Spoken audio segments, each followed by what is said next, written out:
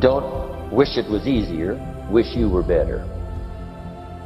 Once I understood this, this altered the course of my life. Don't wish it was easier, wish you were better. And here's the big one. Don't wish for less problems, wish for more skills. You don't need less problems. You simply need more skills. Don't wish for less challenge, wish for more wisdom. Accept the challenge, because you can't grow without a challenge. You can't get rich without a challenge. You can't fly without gravity. You have to understand the challenge. But that's the key, is to now develop wisdom to overcome the challenge. Don't wish for less challenge, but more wisdom. Take advice, but not orders. Take information, but don't let somebody, order your life. Make sure what you do is the product of your own conclusion. Excellent note to make. Make sure what you do is the product of your own conclusion. Not to do what someone else says. Take what someone else says, process it, think about it, ponder it. If it makes you wonder, if it makes you think, then it's valuable. Then, when you go take action, make sure that the action is not what somebody told you to do. Make sure the action is the product of your own conclusion. Let me give you a good question to write down. Where are my thoughts taking me? This is a biggie question. Where are my thoughts taking me? These are some of the things you want to make sure of. You might be able to be casual about some things, but here's some things not to be casual about. My philosophy is taking me somewhere. Big question, where? The accumulation of equity will either be there or won't be there. Life accumulates. And I'm either accumulating debt that I'll be sorry for, or I'm accumulating value that I'll be happy about. This is for mature people now. If you keep up your present disciplines and keep up the present pace that you're on, where will you be in 5 years? Boy, it's easy to say, hey, I haven't really thought about that. So now make this note. In 5 years, here's the probability. You will either arrive at a well-designed destination or an undesigned destination. Well-designed or undesigned.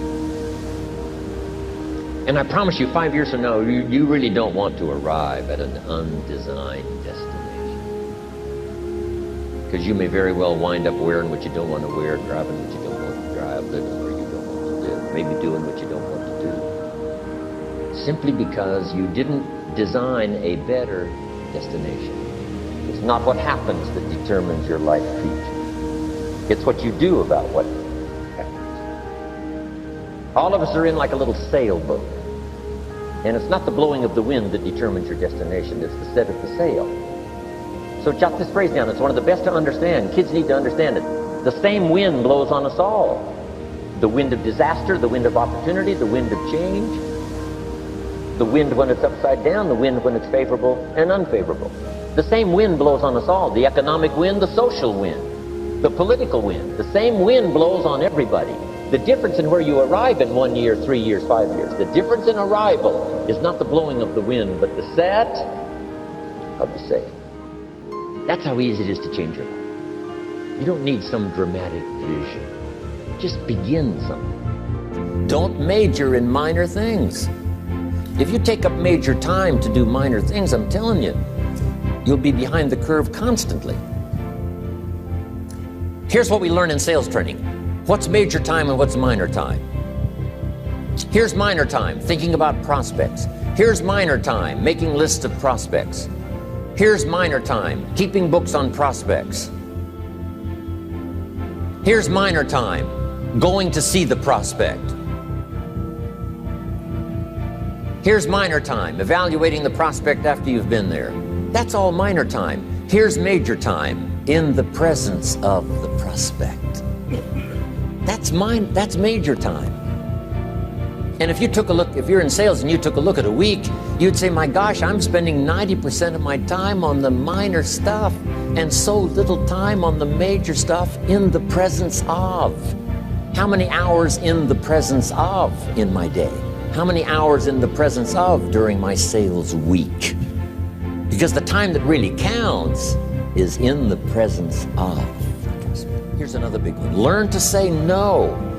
I'm telling you, in such a social society we have now, it's so easy to try to be a nice person, saying yes, yes, yes to everything. Find yourself overloaded. Now you got to call, make the, well, gosh, you know, all the time it takes to back out of something that you said yes to too quickly. Here's what might be better. I don't think so, but if that changes, I'll call you. Little things you can use not to overcommit yourself. My friend Ron Reynolds says, don't let your mouth overload your back. It's a good one. Here's why. Time is like capital. You can't let someone steal your seed corn. You can't let someone steal your capital. And you can't let someone steal your time. You must designate your time. And some of the time that you designate, you must not let anyone steal. Casual time, you might let someone intrude and steal a little bit, take a little bit, but not serious time. That's how easy it is to change your life. You don't need some dramatic vision. Just begin something. And maybe by health or by whatever other things we can think of to do, you just get back on a better track.